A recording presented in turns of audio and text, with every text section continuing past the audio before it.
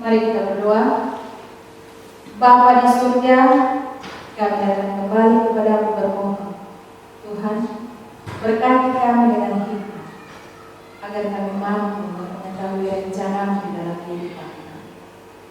Terima kasih Tuhan, Engkau sungguh baik di dalam hidup ini. Amin.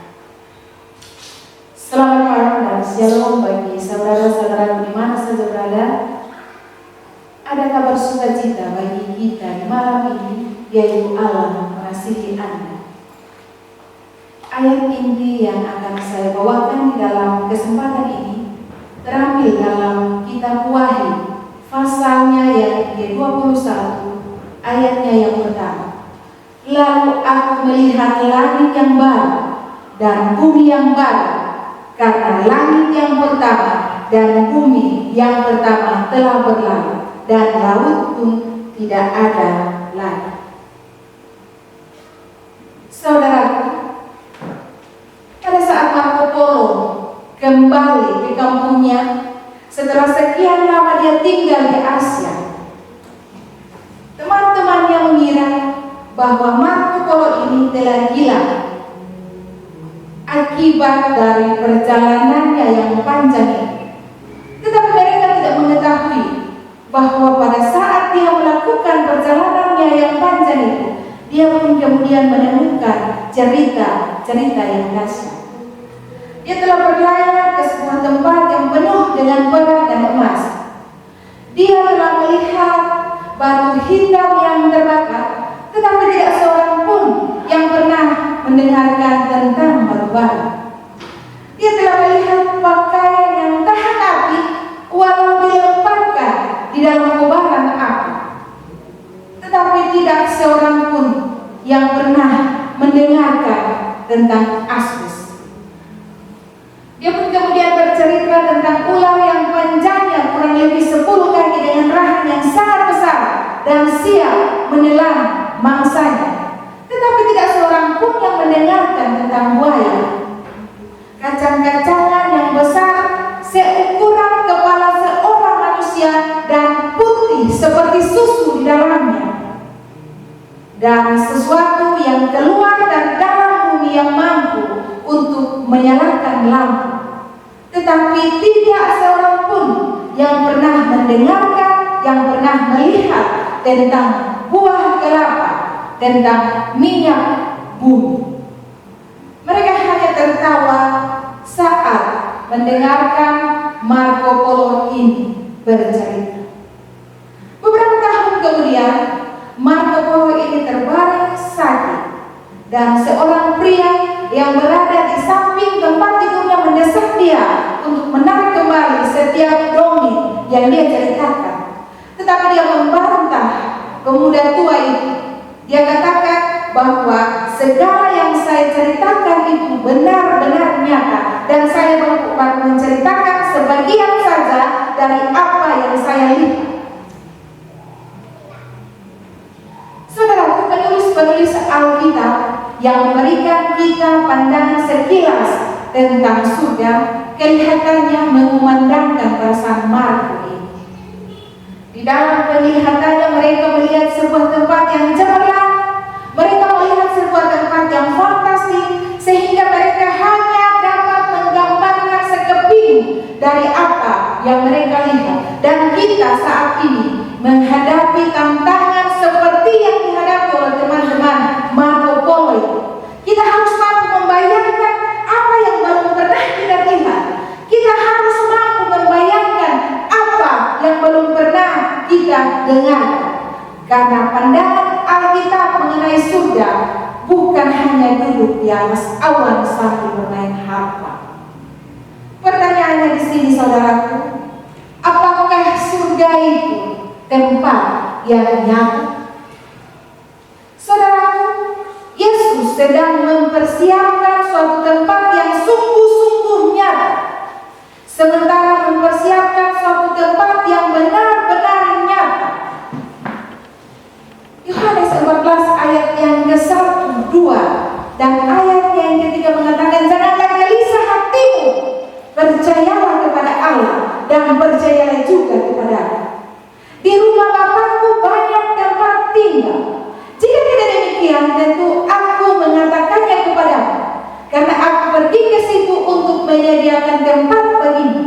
dan aku akan datang kembali untuk menjemputmu, supaya tempat di mana aku berada, kamu pun berada. Di dalam Wahyu pasal yang ke-21, ayatnya yang ke-11 mengatakan, kota itu penuh dengan kemuliaan Allah, dan cahayanya sama seperti permata yang paling indah, bagaikan permata yaspis jernih seperti kristal. Kelanjutannya di dalam ayatnya yang ke-12 mengatakan, kota itu bentuknya 4 persegi, panjangnya sama dengan lebarnya, dan ia mengukur kota itu dengan tongkat 12.000 stadia, panjangnya dan lebarnya dan tingginya sama. Bentuk kota itu 4 persegi panjang. Luas kota itu 12.000 stadia atau 2.400 km. Keliling kota 1.200 mil, dan panjang kota pada setiap sisi 600 km. Tinggi tembok itu 600 km. Apabila kita bandingkan dengan kota Jakarta, maka luas kota Jakarta 670 km, 537 kali kota Jakarta. Bayangkan saudaraku, terbuat dari apa kota ini? 12 pintu gerbang terbuat dari mutiara, jalannya dari emas, fondasinya terbuat dari batu-batu mulia. Ada batu yaspis di sana, batu nila di sana, batu sardis di sana, batu ratna, cempaka, dan batu-batu mulia lainnya. Yesus datang kedua kali untuk menjemput kita ke sebuah istana yang telah dibuat khusus di surga, yang jauh lebih mulia dari apa yang selama ini kita mimpikan, yaitu Yerusalem baru. Dan kita akan tinggal di sana selama 1000 tahun. Yesus hendak membawa umat manusia turun ke planet bumi. Api datang untuk membersihkan, memurnikan seluruh dunia ini, dan kemudian Yerusalem baru itu akan menjadi tempat yang kekal bagi mereka yang diselamatkan. Apa yang dilihat selanjutnya oleh Yohanes atau Wahyu? Lalu aku melihat langit yang baru dan bumi yang baru, karena langit yang pertama dan bumi yang pertama telah berlalu, dan laut pun tidak ada lagi. Dan aku melihat kota yang kudus, Yerusalem baru, turun dari sorga, dari Allah, yang berhias bagaikan pengantin perempuan yang berdandan untuk suaminya. Lalu aku mendengar suara nyaring dari tahta itu berkata, lihatlah, kemah Allah ada di tengah-tengah manusia, dan ia akan diam bersama-sama dengan mereka. Mereka akan jadi Allah, dan mereka akan menjadi umatnya, dan ia akan menjadi Allah mereka. Saudaraku, setelah diubahkan dengan api, lalu siapa-siapa sajakah yang Yesus janjikan akan menempati bumi yang baru? Di dalam Matius pasal 5 ayat yang ke-5 mengatakan, berbahagialah orang yang lemah lembut, karena mereka akan memiliki bumi. Yesus berjanji untuk memulihkan dunianya yang dulu sempurna kepada keindahan Taman Eden, dan orang-orang yang lemah lembut yang akan mewarisi bumi yang baru. Akankah kita mempunyai tubuh yang nyata di surga? Saudara, pada saat Yesus memperlihatkan kepada murid-muridnya tubuh yang mulia setelah kebangkitannya, lalu bagaimanakah ia melukiskan itu? Lihatlah tanganku, lihatlah kakiku, aku sendirilah ini, rawalah aku, dan lihatlah kerahanku tidak mempunyai daging dan tulang seperti yang kamu lihat ada padaku. Yesus memiliki tubuh yang nyata. Dia mengundang Thomas untuk menyentuhnya.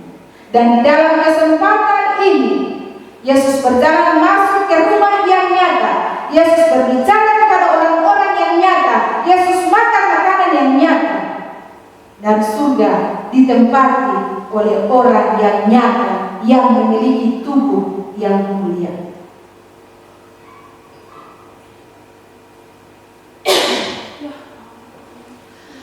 Di dalam Filipi pasal 3 ayatnya yang ke-20 mengatakan, karena kewarganegaraan kita ialah dari surga, dan dari situ juga kita menantikan Tuhan Yesus Kristus sebagai juru selamat yang akan mengubah tubuh kita yang hina kepada tubuh Tuhan Yesus yang serupa dengan tubuhnya yang mulia. Saudara, kita meyakini bahwa tubuh surgawi kita ini akan sepadan, akan senyata dengan tubuh surgawi Kristus setelah kebangkitannya. Dan akankah kita mengenal keluarga-keluarga, dan bahkan akankah kita mengenal teman-teman kita nantinya di surga? Di dalam pertama Korintus 13 ayatnya yang ke-12 mengatakan, karena sekarang kita melihat dalam cermin suatu gambaran yang sama-sama, tetapi nanti kita akan melihat muka dengan muka. Dan sekarang ini aku hanya mengenal dengan tidak sempurna, tetapi nanti aku akan mengenal dengan sempurna seperti aku sendiri dikenal. Saudaraku, di surga kita akan saling mengenal dengan sempurna. Kita akan mengerti satu dengan yang lainnya. Kita akan menghargai satu dengan yang lainnya lebih daripada apa yang pernah kita dapatkan di dunia saat ini. Murid-murid Yesus mengenalinya, mengenali tubuh surgawinya karena ciri khas yang dikenalnya. Maria mengenal dia di kuburan karena suaranya yang pernah memanggil namanya. Orang tebusan pasti akan mengalami reuni muka dengan muka. Bayangkan kesukaan dari mengenal senyuman istimewa dari pasangan kita, dari suami kita, dari istri kita, dan suara merdu yang kita dengarkan keluar dari suara anak-anak kita yang pernah kita pegang dan tempatkan pada peristirahatan yang sementara. Bayangkan kesukaan kita pada saat bertemu dengan keluarga-keluarga kita. Dan ini akan menjadi suatu kehidupan di dalam keabadian surga. Apakah yang akan kita lakukan di surga? Saudaraku, kita mempunyai banyak kegiatan di sana. Bahkan kegiatan-kegiatan yang akan menantang kita. Bagaimana kita merancang, bagaimana kita membangun rumah impian kita sendiri. Yesaya 65 ayatnya yang ke-17 sampai dengan ayatnya yang ke-12 mengatakan, sebab sesungguhnya aku menciptakan langit yang baru dan bumi yang baru. Aku akan bersorak karena Yerusalem dan bergirang karena umatku, dan orang-orang pilihanku akan menikmati pekerjaan tangan mereka. Yesus telah mempersiapkan rumah kita di dalam kota yang suci, Yerusalem baru.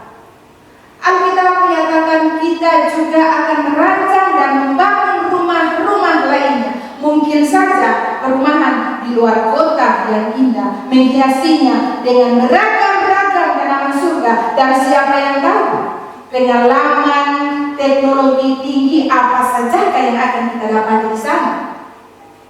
Penemuan ilmiah dan bahkan perjalanan ruang angkasa yang sekarang ini kita lihat akan seperti permainan anak-anak di rumah Bapa. Allah akan menjadikan bumi ini menjadi sebuah taman Eden yang dulunya sempurna. Tidak ada lagi tumpahan minyak di sana, tidak ada lagi asap di sana, tidak ada lagi kemarau dan pohon-pohon megah, tebing-tebing gunung tanpa kecurangan. Bukan hanya keindahan dunia, tetapi juga kemampuan kita untuk menikmatinya akan dipertambahkan. Hal itu seperti hari pertama keluar rumah setelah sakit sekian lama, dan kenyataannya di dalam 20 menit pertama akan berkembang menjadi sebuah keabadian yang ajaib.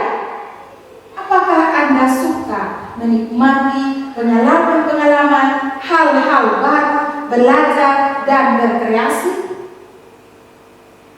Di sana, pemikir-pemikir abadi akan merenungkan kesukaan yang tak kunjung sirna mengenai kuasa penciptaan yang ajaib dan misteri kasih yang menebuskan. Setiap bakat akan dikembangkan, setiap kemampuan akan ditambahkan, dan penambahan pengetahuan tidak akan meletihkan pikiran atau menghabiskan tenaga. Di sana usaha-usaha yang paling agung dilakukan, aspirasi yang paling tinggi dicapai, cita-cita yang paling tinggi diwujudkan, dan di sana masih akan timbul ketinggian-ketinggian baru untuk di atas, keajaiban-keajaiban baru untuk digabung, kebenaran-kebenaran baru untuk dipahami, dan tujuan-tujuan baru yang memerlukan kuasa pikiran, badan, dan jiwa. Segenap kekayaan alam semesta akan terbuka untuk pelajaran dan penyelidikan umat tebusan Allah.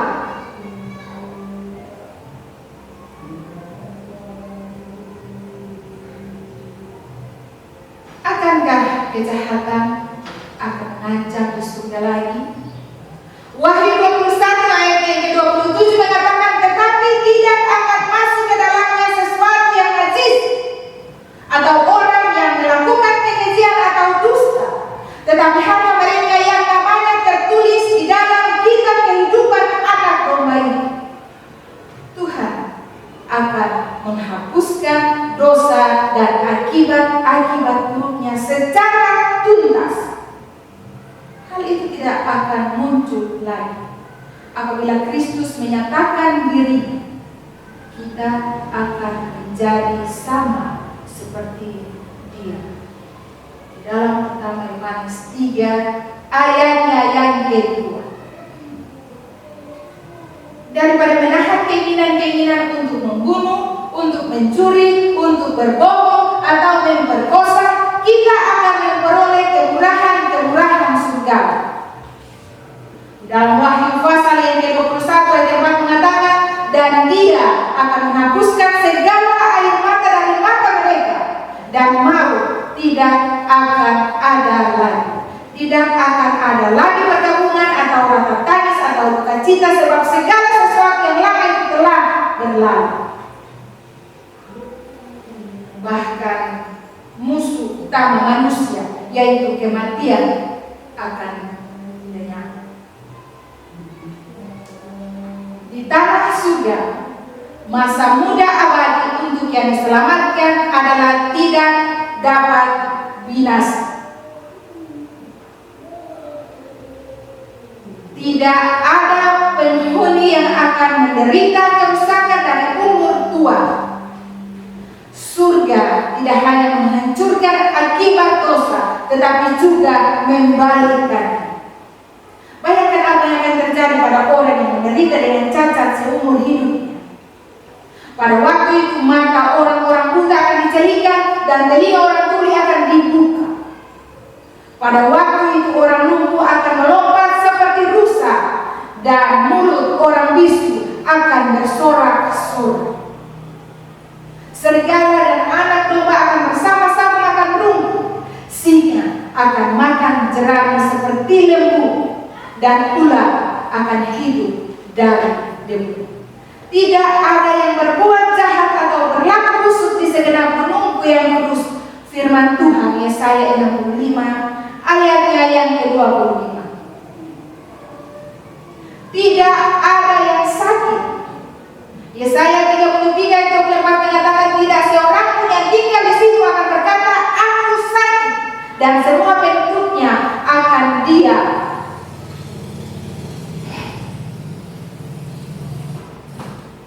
diampuni kesalahan. Apakah yang paling menggetarkan di surga? Saudara, mari kita bayangkan apabila bertemu muka dengan muka bersama dengan Tuhan semesta Allah. Lihatlah kemah Allah yang Dia di tengah-tengah manusia, dan Dia akan diam bersama-sama dengan mereka. Mereka akan menjadi umatnya dan Dia akan menjadi Allah mereka. Tuhan yang Maha Kuasa berjanji akan menjadi teman kita, berjanji akan menjadi guru kita.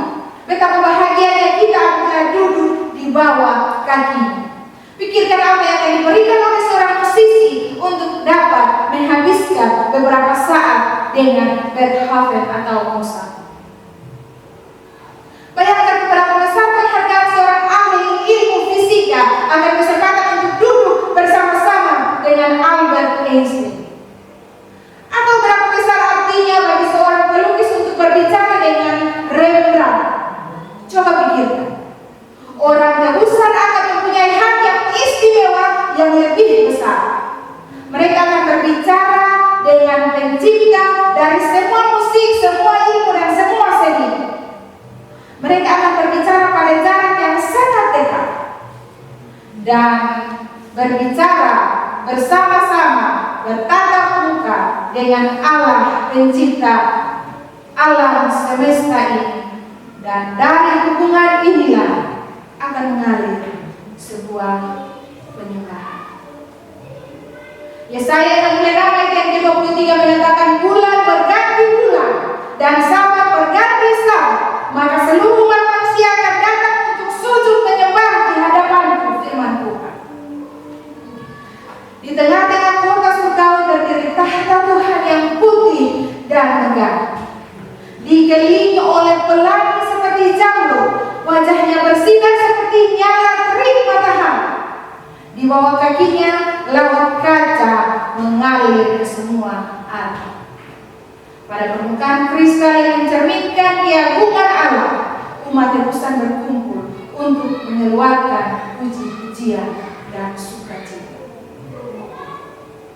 Dan orang yang dibebaskan Tuhan akan pulang dan masuk ke Sion dengan bersorak-sorai. Sedang sukacita abadi meliputi mereka, kegirangan dan sukacita akan memenuhi mereka, kebukaan dan keluh kesah akan menjauh.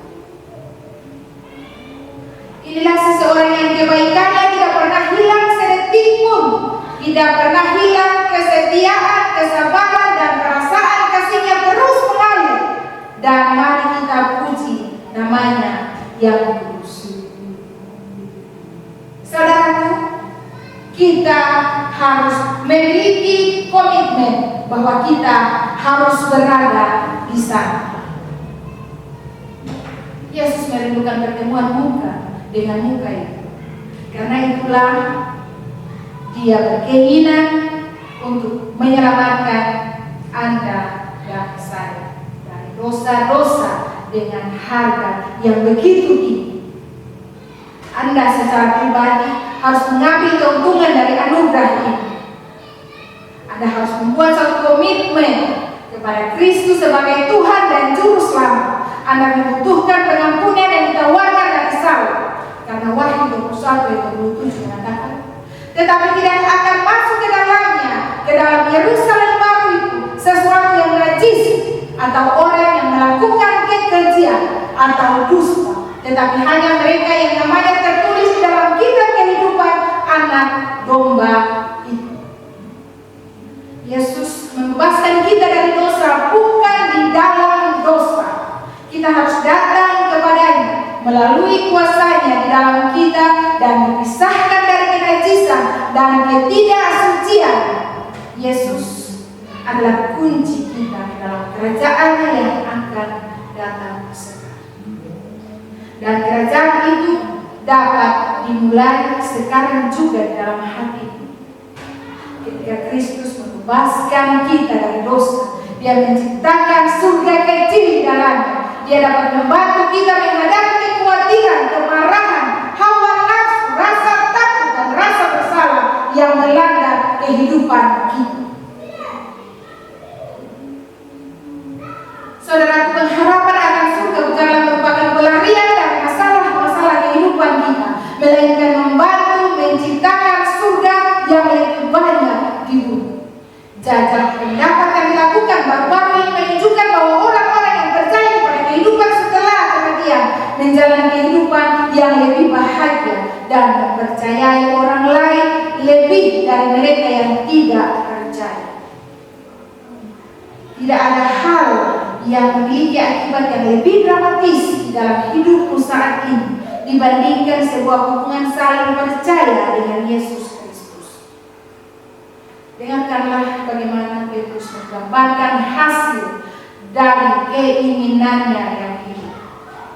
Sekalipun kamu belum pernah melihat dia, namun kamu mengasihi dia. Kamu percaya kepada dia sekalipun kamu sekarang tidak melihat. Kamu bergembira karena sukacita yang mulia dan yang tidak terkatakan, karena kamu telah mencapai tujuan iman, yaitu keselamatan jiwa. Pernahkah Anda menemukan kebaikan dari hidup yang berlimpah ruah yang Kristus inginkan agar Anda mengalaminya? Jangan menolak undangannya yang murahan. Roh pengantin perempuan itu berkata, "Marilah." Dan barang siapa yang mendengarnya, hendaklah ia berkata, "Marilah." Dan barang siapa yang haus, hendaklah ia datang. Dan barang siapa yang mau, hendaklah ia mengambil air kehidupan dengan cuma-cuma. Yesus bersama Anda saat ini, berbicara kepada hati pada saat Anda membaca baris ini. Pada saat Anda mendengarkan panggilan ini, Dia mengundang Anda untuk datanglah, datanglah, datanglah. Dia sangat berhasrat, sangat bersikeras jika Anda belum melakukannya juga. Saat ini di atas segalanya adalah kesempatan Anda untuk menjelajahi tawarannya. Kenapa Anda tidak katakan kepadanya bahwa Anda menerima anugerahnya dengan dermawan dan ingin menikmati keabadian dengannya? Katakanlah kepadanya bahwa Anda mencintainya. Berterima kasihlah kepadanya atas segala yang telah Dia berbuat bagi Anda dan semua yang sedang Dia pergunakan untuk Anda. Jika ada sesuatu di antara Anda dan Tuhan, mintalah kepadanya untuk membuat Anda mampu menyingkirkannya. Saat ini, sementara Anda mendengarkan suaranya, sementara hatimu masih menanggapinya, berikanlah diri Anda kepadanya tanpa syarat. Tundukkanlah kepalamu saat ini dan katakan, "Yesus Tuhanku, saya datang, saya serahkan seluruhnya kepadamu. Saya akan menjadi milikmu selamanya." Mari kita berdoa. Bapa yang kekal kudus, terima kasih Tuhan. Panggilan-Mu di saat ini akan kami dengarkan. Pakai kami Tuhan sebagai alat-Mu yang kudus di dalam kelancaran pekerjaan-Mu di dunia ini. Terima kasih Tuhan, kami ingin memiliki kerajaan surga. Berikan kepada kami kelayakan, dan kami akan berkumpul bergabung dengan keluarga-keluarga surgawi nanti pada hari yang bahagia. Terima kasih Tuhan Yesus. Amin.